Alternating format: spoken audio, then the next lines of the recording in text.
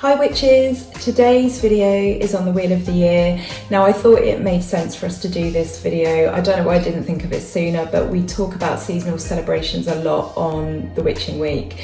So we're going to cover the Wheel of the Year, what it is, what it means to modern pagans, what it might mean to other people, and we're going to look at some misconceptions, and I'm going to break down the solstices and the equinoxes and explain what they actually mean so that you can understand them.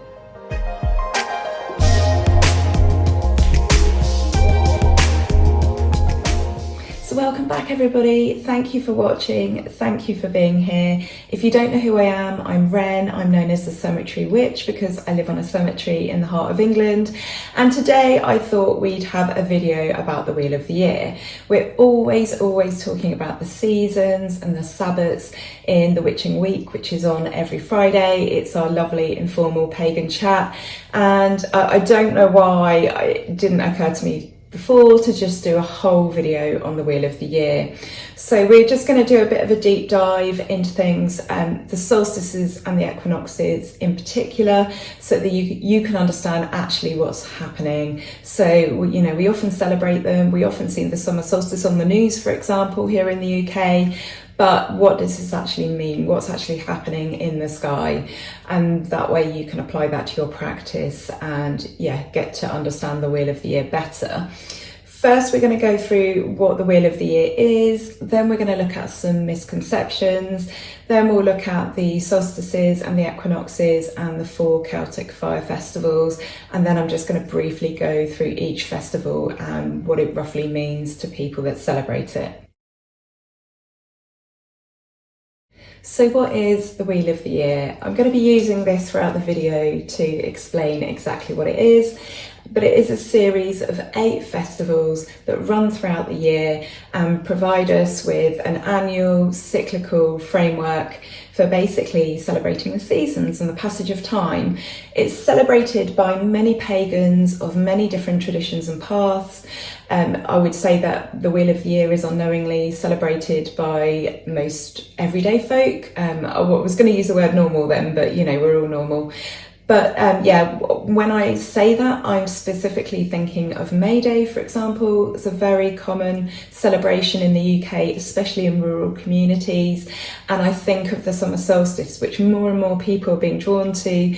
Usually Stonehenge is on the news every single summer solstice. So other people who perhaps don't consider themselves to be pagan are being drawn towards this. And obviously a lot of our celebrations throughout the year, for example Easter, are reflective of the time of year. So you don't have to follow all of the Wheel of the Year or any of it. You know, as a witch or as a pagan, you do not have to follow the Wheel of the Year. I think it's a bit different if you're a Druid, for example.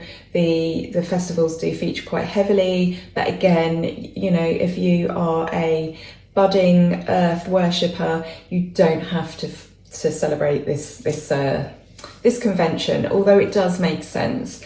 So for most people, they just follow the ones that are meaningful. I observe all 8 Sabbats, but there are definitely some that have got the edge for me, and there are definitely some that are more important to me than others. We have to be mindful of our location.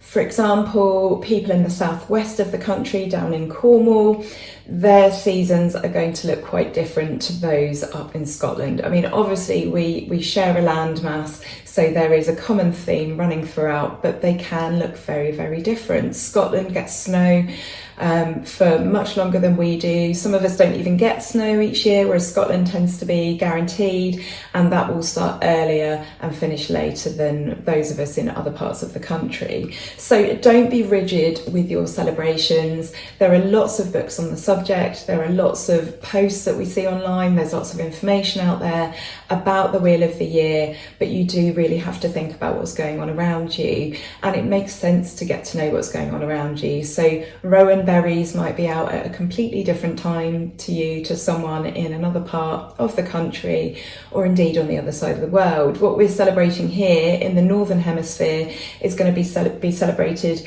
completely in the opposite direction for those who are in the Southern Hemisphere. So when we're celebrating the winter solstice up here, it's going to be the summer solstice for those in the south. So it's really important to remember that. So we refer to the 8 markers on the wheel as festivals or Sabbats, and we tend to use these interchangeably. Some people just say celebrations, and the word Sabbat comes from the Hebrew Shabbat, which basically means rest. So these are holidays. These are meant for rest, for play, for celebration, for reflection. And the lovely thing about the Wheel of the Year is it gives us many opportunities to just basically start again. I know when we think of the sort of the normal calendar, the Gregorian calendar, we think of January as being a time to set intentions and to start again. But the thing that I love about the Pagan Wheel of the Year, or we just call it the Wheel of the Year, is the fact that we can just basically, on any festival, we can just think about where we've got to, what we've achieved, perhaps what we haven't done so well, but we can always start again. So there is that common theme running throughout of just starting again, starting afresh. And I really like that. And it's designed really to get us through the year. Obviously, half of the year is dark and cold. We have a festival roughly every 6 to 8 weeks. So there's always something to celebrate. There's always something to look forward to. And it just brings our attention to what we've gained, what we've lost, and what seeds to sow for the coming year. So wherever we are in this seasonal annual cycle, we can think about the seeds that we want to plant for the coming year. So these aren't just autumn and harvest themes. These are themes that you can look at throughout the entire year. At least that's what the wheel means to me. So on the wheel we have 4 major solar events. These are the 2 solstices and the 2 equinoxes, and we have the 4 seasonal fire festivals. These are considered to be the Celtic festivals, and they fit in between. They're like the midpoint markers between the other 4. And running alongside all this, you have Wiccan deity myth. So this is the story of the goddess and god and how their life plays out. So their births, their marriages, their deaths, conception when the sun god is reborn. And this plays out throughout the Wheel of the Year. So there's lots of stories. Also, I'm thinking of the Holly King and the Oak King and their various battles throughout the year, and their crownings and their victories and their losses. So there's lots and lots of folklore and lots of stories, and it's just so colourful and vibrant and just really tunes us into the earth that we're living on. So I absolutely love the Wheel of the Year. For me, witchcraft and paganism is all about that natural connection and, you know, the honouring and passing of time and the celebration of that. So I really love it. So this convention, this thing that we follow, this thing that we celebrate, is called the Wheel of the Year. I've heard it referred to mistakenly as some other things. So for example, the Wheel of Life. I mean, you could call it that. I suppose it is an annual cycle within our larger Wheel of Life, but I've also heard it referred to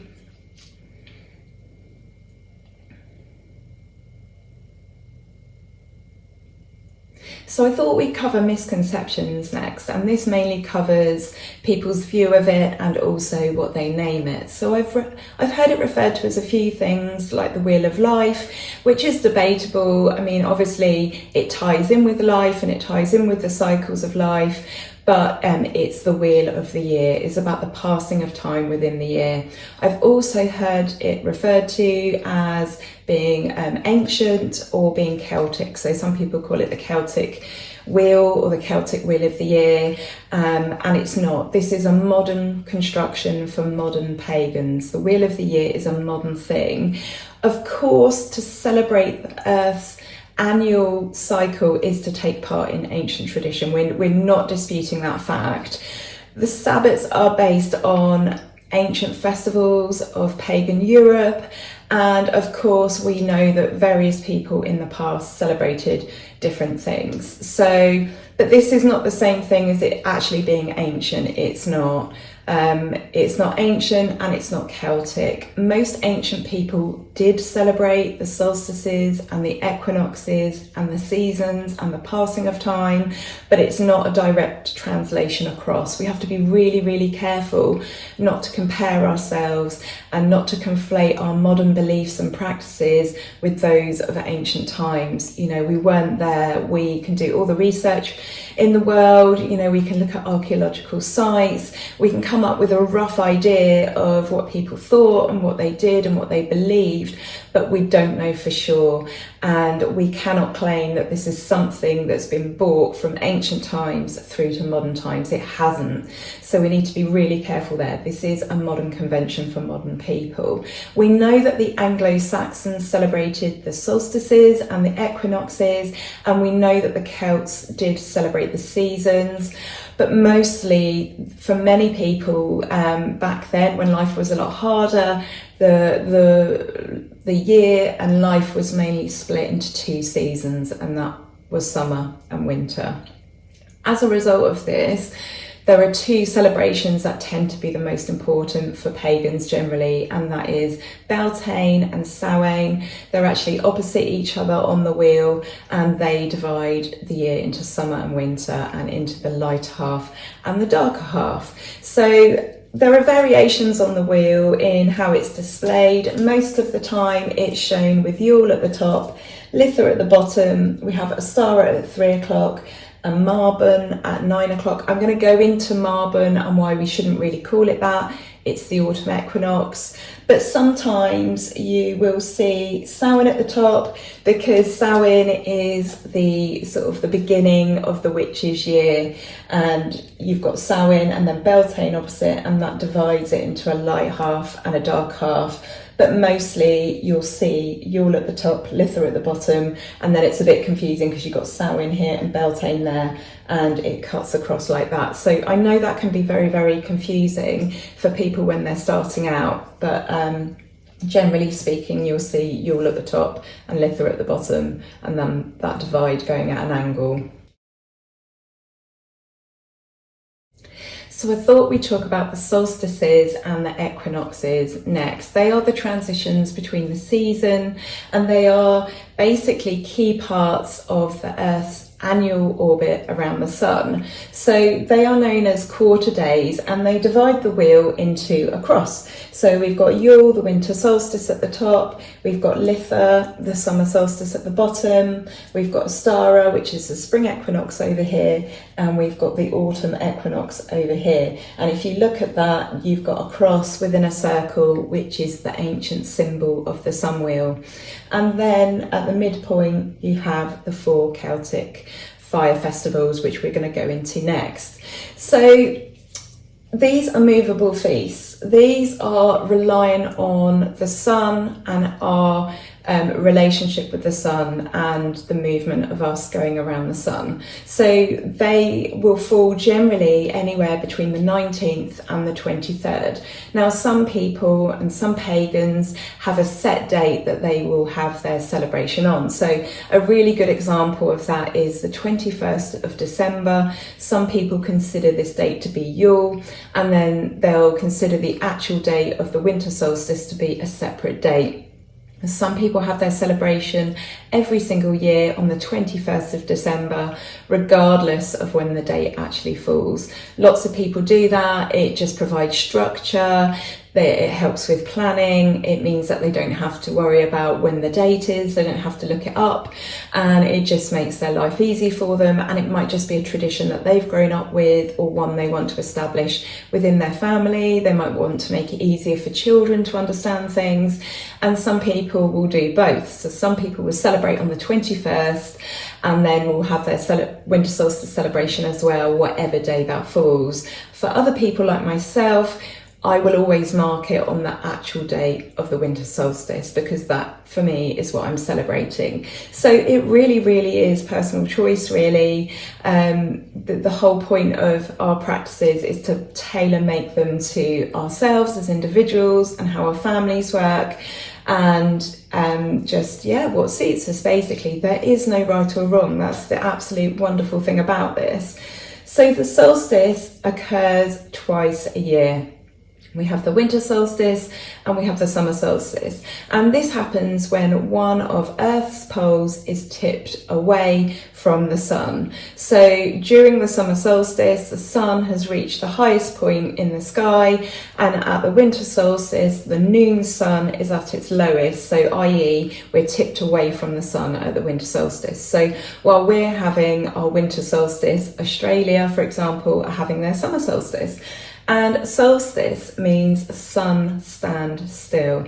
So there is a pause at this time. So again, I'm going to use the winter solstice as an example. So what happens is we have the shortest day and the longest night. And then, yes, the days do get longer. We do start to gain more daylight, but that doesn't happen straight away. There is a pause. So the day and the night will remain the same length for 3 or 4 days, and then the days will start to get longer, and it will start off being like 30 seconds, a minute. It's usually a minute that you gain, and then it'll be another minute the following day and another minute, and then it picks up pace, and then you might have 2 minutes. And this is where the idea of the sun being born comes from. So many people feel that this is where the Christian ideology and mythology comes from, that the sun is reborn. So this is what we're celebrating at the winter solstice. We're celebrating the return of the light. It's more of a celebration really than summer solstice. For me, summer solstice, yes, it's a celebration of peak light and peak energy, but it's very bittersweet, because then you are making the turn back towards winter. Whereas at winter, it's a festival of light, because we use light and we surround ourselves with it, because we're in the darkness and because the light is going to be returning. So yeah, sun stands still. That's where the term solstice comes from, and there is a pause for several days. So usually that light comes back to us around about the 25th or the 26th. It varies. If we have the solstice on the 19th, then obviously that could be a little bit earlier, but it really, really depends on when that's happening. So they are movable feasts.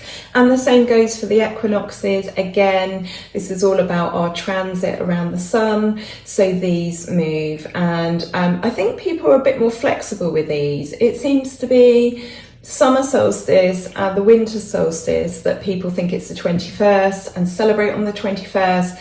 That said, I think that's more rigid for you. I think because in the UK we quite often see Stonehenge on the TV for the summer solstice, we obviously see that on the date it happens. It's not Stonehenge, don't do it on the 21st, it's whenever that date happens. So I think in time, I think that maybe attitudes towards Yule will change, or the winter solstice, whatever you'd like to call it.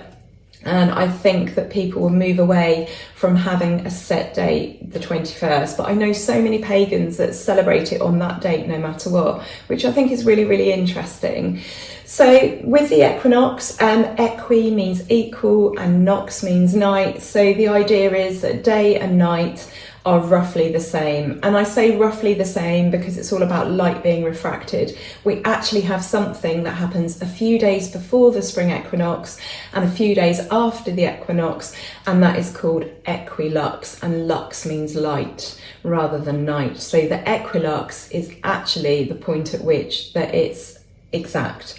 The equinox that we celebrate, there is usually 12 hours and 10 minutes of daylight, so it's ever so slightly out by 10 minutes.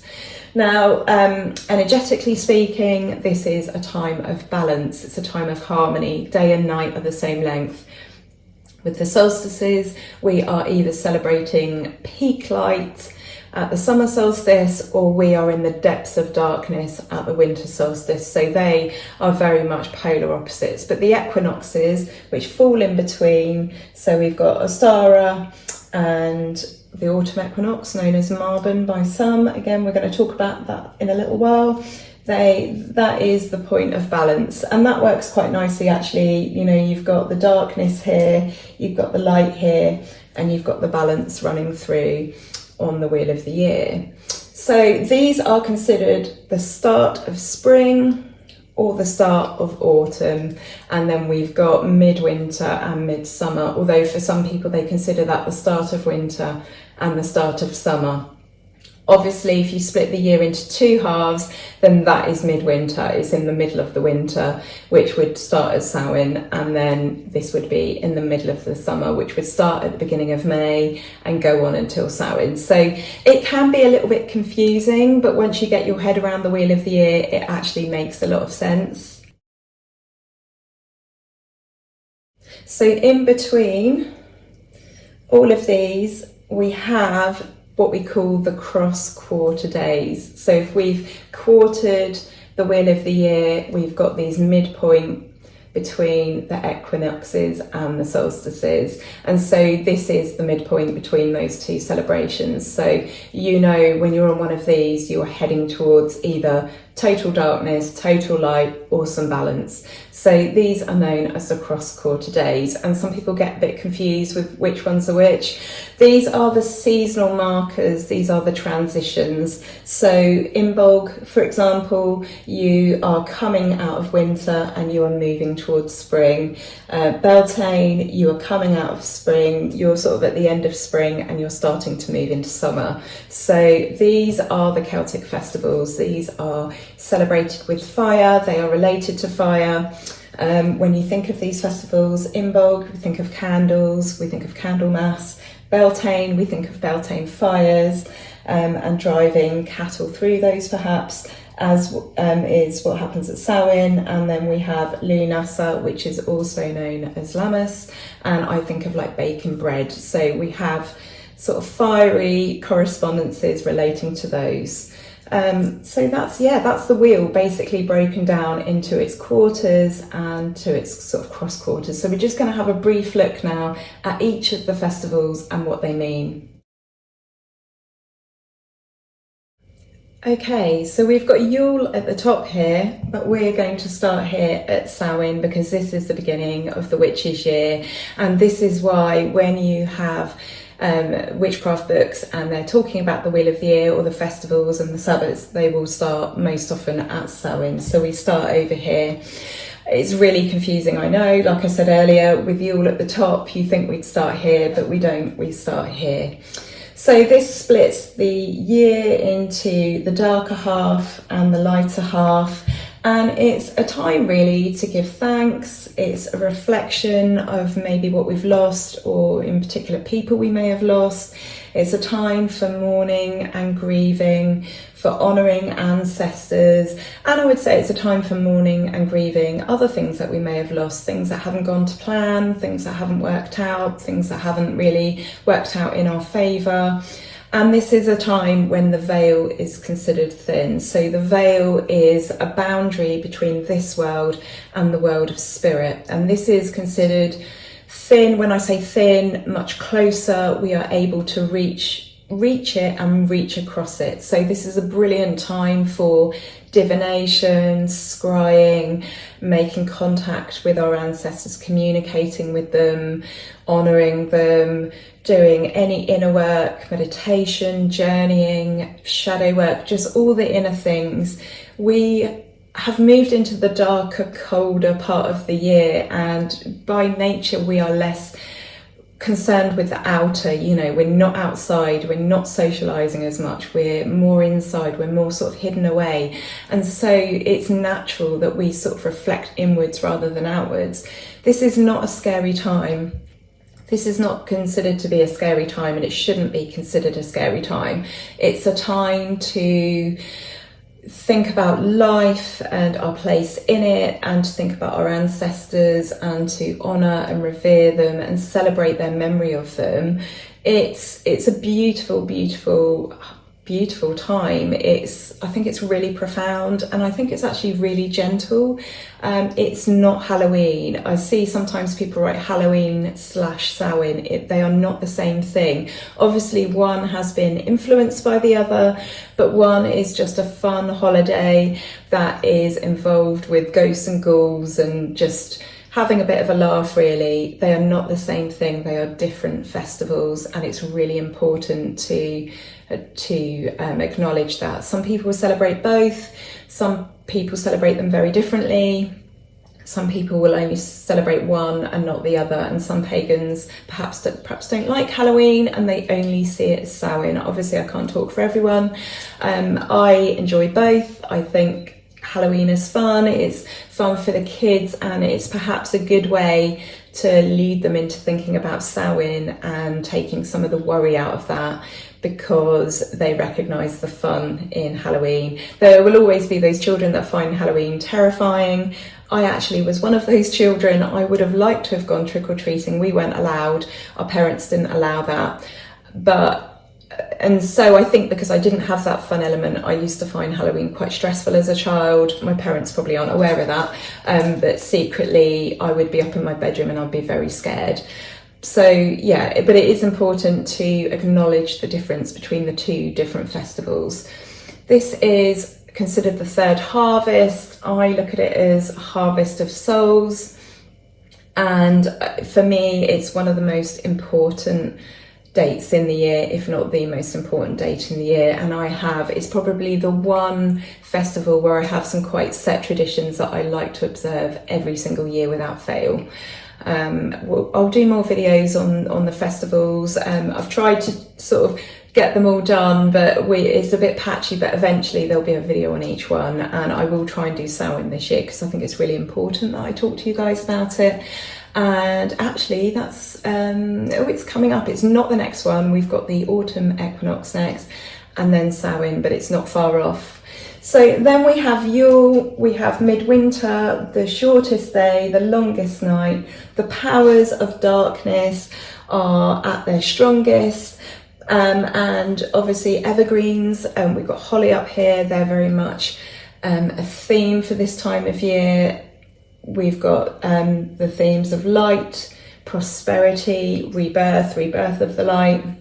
And at this point though, once we go past Yule and we start moving towards Imbolg, the balance is tipped, so we're going to get lighter. So although the powers of darkness are at their absolute strongest, we've only got to just go past it and the balance has been tipped. The powers of darkness at the strongest does not last long.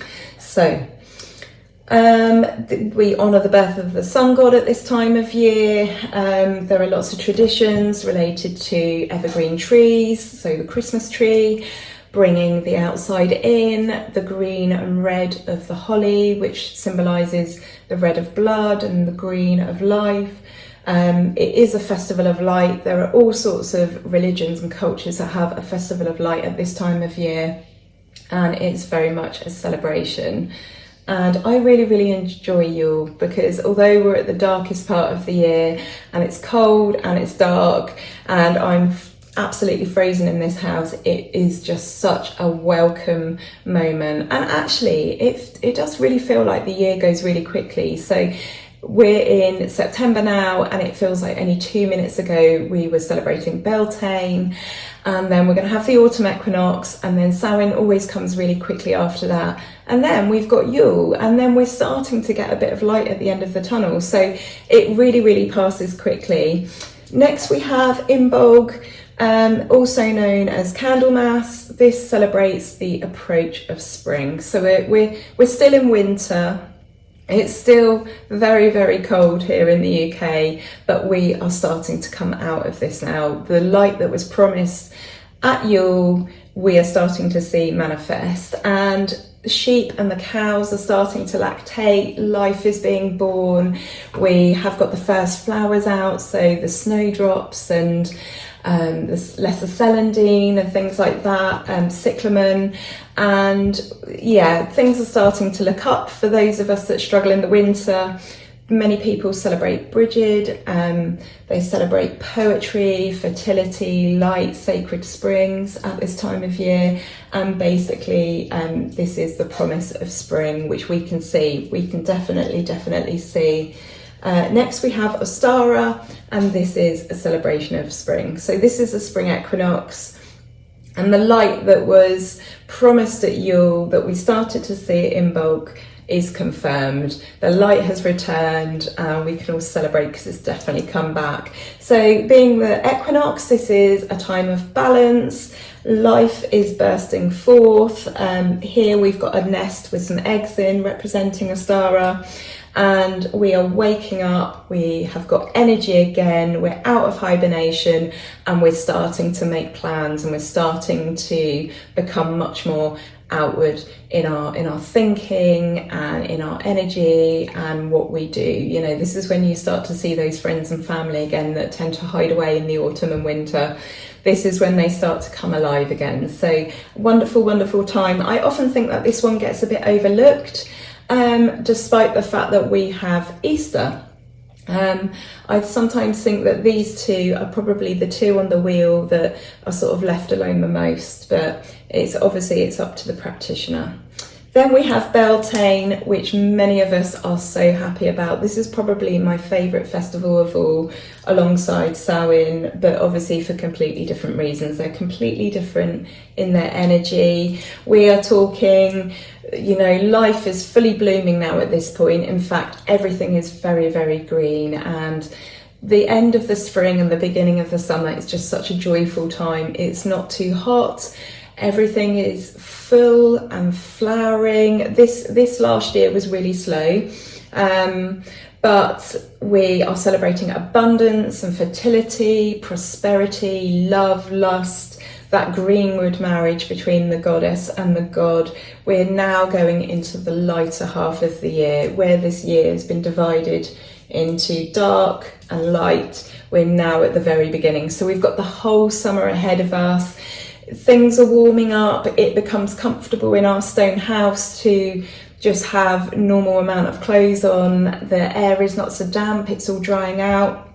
And the name comes from Bel's fire, so it means bright fire, we believe, and Bel is the Celtic sun god.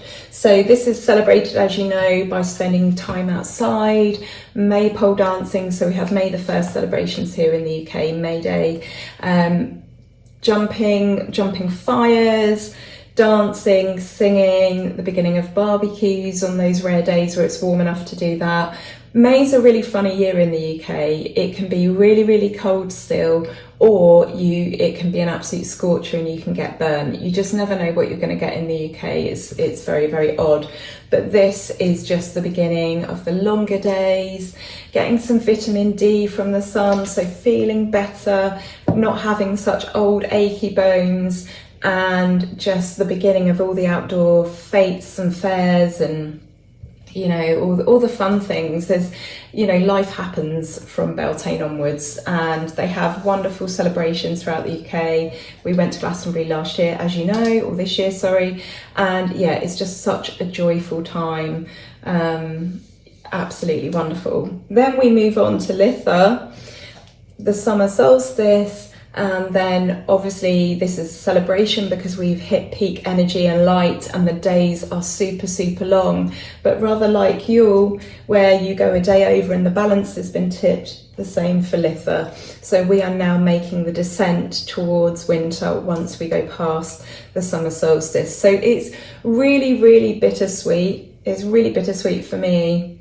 Obviously, a lot of people get excited because once you go past Litha, then actually it's not long till Samhain, and many people enjoy harvest festivals and all those sorts of celebrations. But this is definitely, I'd say that this half of the year is better for me, and this bit is difficult. So this is how it's really interesting, because you can have someone who really enjoys maybe, you know, just this section of the year. It's just really lovely how we have divided it up like this.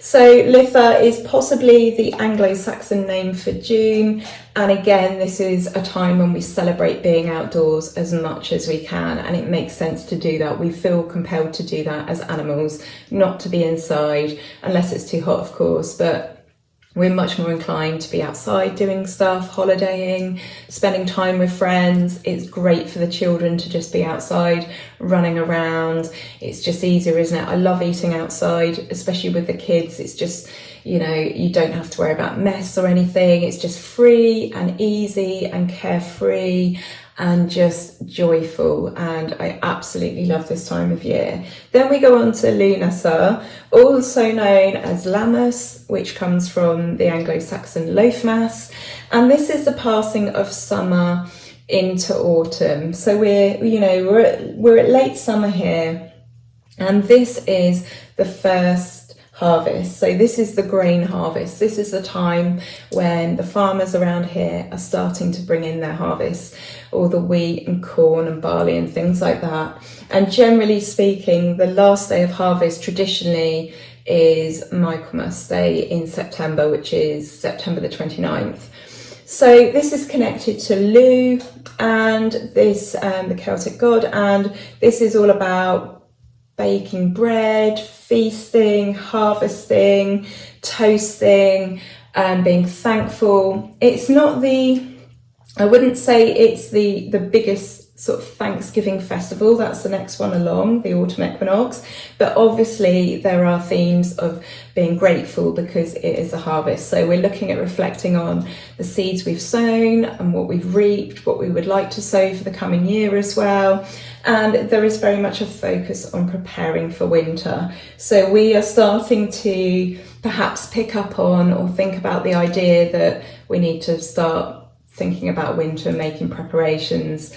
And naturally, I think we do that. So for example, I had an electric mattress cover, half of it broke down one side. We couldn't get that side working. So what I've done is I've folded it over, I've sewn along the edge, and I've cut up an old duvet cover and made a duvet cover so that I can wash that and keep it clean. And we now have a warm heat pad to use on the sofa. We've got a new electric mattress cover, electric blanket for going into bed, but I have made these preparations. So I won't need this until the depths of the winter, or at least I'm going to be hanging out, not using it until the depths. But it's just these sorts of preparations. You know, we're starting to think about using the dehumidifier. We're starting to think about being very careful with how many clothes we wear. I'm starting to think about whether I need to sort of buy a few extras and get them in the cupboard just in case it snows or there's an issue, or, you know, we're without power and we need to heat stuff some other way. This is a time where we're just starting to get a few of those little thoughts in our head. However, again, it is a celebration of peak light and energy. So although we've gone past the summer solstice, we've still got very, very lovely days. It still gets very hot. It is darker in the mornings and in the evenings, but it's you know, it's slight. And when you think about the bringing in of the grain and the harvest, you know, that happens in August and towards September. So we're still using those peak hours of light and sunlight, and they're still doing their job. So obviously all of these festivals just transition through each other. So some of the themes that you have for Beltane will continue into Litha and so on. So after Lunasa, we then have Marbon, which is probably known as the autumn equinox. So again, a time of balance, and some people call it Marbon because in the 1970s, a chap called Aidan Kelly, he was designing a calendar that he wanted all pagans to be able to use, and he took the name from Welsh mythology. Now, the name Marbon has very little to do with the autumn equinox, and there are some people, a lot of Welsh people, who do not like the use of this name, the appropriation of this name. So it says Marbon on here. Many people are used to Marbon because that's what they've seen in books for the last 20 years. Me personally, I tend to avoid using that. I tend to call it the autumn equinox. And as such, it's the only festival then that doesn't have a name separate to actually calling it, you know, the equinox or the solstice. So, you know, we've got Samhain, we've got Yule, we've got Imbolc, we've got Ostara, Beltane, Litha, Lunasa, and then we've got the autumn equinox. So this is the second harvest, the harvest of fruit, which we can see here with the apples, and the apple is very much connected to the autumn equinox. There's lots of folklore and stories surrounding it, but not least because it bears the colours of the harvest. So your reds, your greens, your yellows, your oranges. So it's deeply connected to the harvest. And this is very much a celebration of Thanksgiving. So we have done the whole wheel. So in conclusion, really, it's a really, really personal thing, the Wheel of the Year, and your location and the weather in your location, the change of the seasons has a huge effect on how you celebrate this, how you personally feel about each of the Sabbats. Like, for example, you might not like Samhain, you might not like that time of year, you might not like the themes of death, and you might not like that sort of inner period.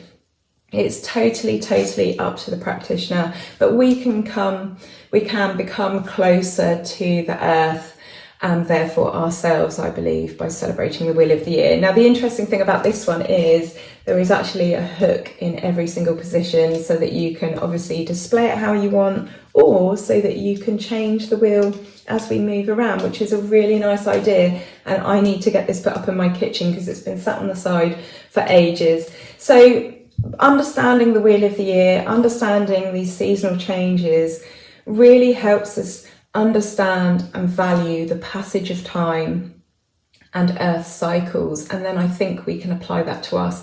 I think, for example, the idea of getting older, so as you go into like the autumn and winter of your life, that feels much more acceptable when you've actively spent your years celebrating and honouring and observing rites and rituals and themes around autumn and winter. I definitely think that following the Wheel of the Year has so much to give us, and in turn it can make us feel closer to our ancestors, whether they be the ancestors of the land where we live, the ancestors of a country, or even just, you know, your own familial ancestors.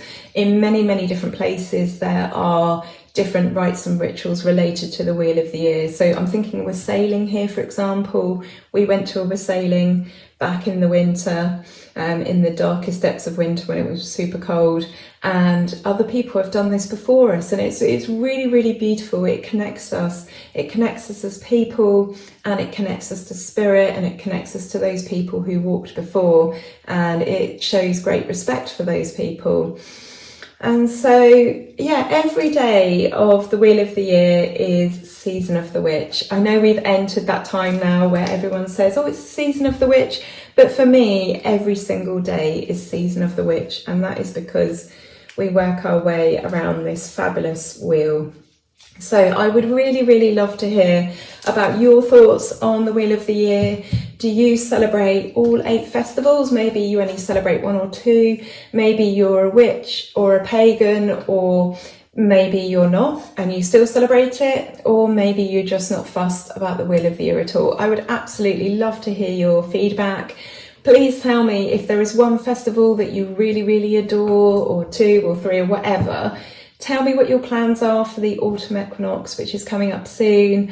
And yeah, I just want to say thank you so much for watching. If you enjoyed this video, then please feel free to subscribe, and I'll be back soon with another one. All right, take care for now. Love and blessings. Bye.